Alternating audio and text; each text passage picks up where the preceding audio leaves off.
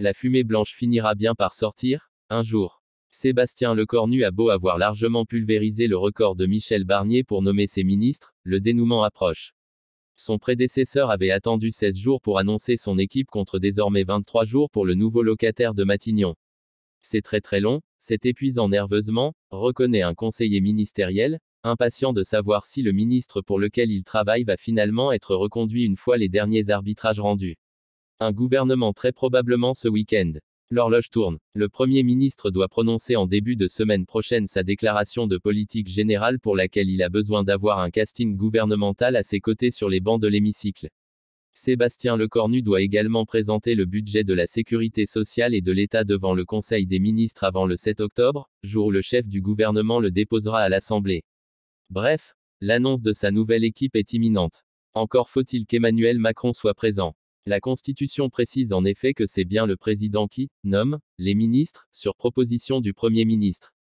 La fenêtre de tir est étroite. Le chef de l'État est actuellement au Danemark pour un Conseil européen avant de passer quelques heures à Paris jeudi soir puis de se rendre au Luxembourg ce vendredi pour l'avènement au trône du Grand-Duc. La fenêtre du week-end semble donc la plus probable. Bruno Retailleau et Gérald Darmanin quasi assurés de rester. Une fois le calendrier posé, reste surtout à composer le gouvernement.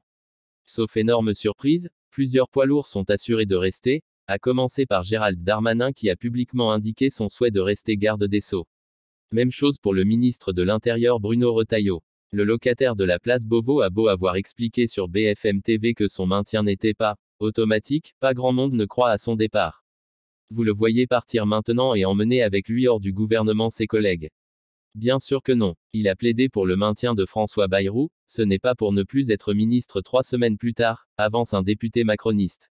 Son départ semble d'autant plus improbable que Sébastien Lecornu a bien besoin des 50 députés du groupe dirigé par Laurent Wauquiez pour espérer faire passer son budget à l'Assemblée nationale.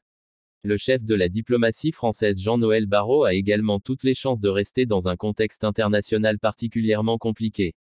La ministre de l'Éducation nationale Elisabeth Borne pourrait également jouer les prolongations au sein d'un ministère qui a connu pas de moins 6 patrons en 3 ans. Sa collègue Rachida Dati à la culture devrait également rester rue de Valois. Autant dire que, les ruptures, promises par Sébastien Lecornu sur le fond, et sur la forme, lors de sa passation de pouvoir avec François Bayrou devraient sembler assez faibles. Des petits nouveaux. Reste cependant à trouver un successeur au nouveau Premier ministre qui a quitté les armées pour Matignon. Dans les starting blocks, on trouve Jean-Louis Thériault, très éphémère numéro 2 à la Défense pendant quelques mois sous Michel Barnier et Catherine Vautrin, actuellement à la tête du portefeuille XXL de la Santé et des Solidarités. Certains glissent également le nom du sénateur socialiste Rachid Temal qui a notamment eu l'occasion d'apprendre à travailler avec Sébastien Lecornu à la Commission des Affaires étrangères de la Chambre haute. Il faut aussi trouver de nouvelles têtes de proue pour Bercy.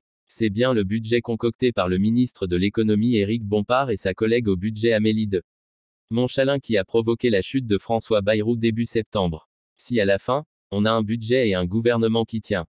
Parmi les noms qui reviennent sur la table, on trouve notamment celui de Roland Lescure. L'ex-ministre en charge de l'industrie entre 2022 et 2024 retournera-t-il aux finances? Il a en tout cas renoncé à postuler pour rester vice-président de l'Assemblée nationale cette semaine. Ça ne fait pas franchement rêver mais si à la fin, on a un budget et un gouvernement qui tient, ce sera déjà pas mal, reconnaît un élu Renaissance. Au milieu de ce méli-mélo d'ambition, il faut en plus parvenir à satisfaire un certain équilibre politique. Contenter les troupes d'Édouard Philippe, très peu nombreuses sous François Bayrou, donner des gages au MoDem, ne pas se fâcher avec Renaissance. La recette s'annonce subtile, d'autant plus que certains députés frappent à la porte pour faire leur entrée au gouvernement et quitter pendant au moins quelques mois un hémicycle bouillonnant.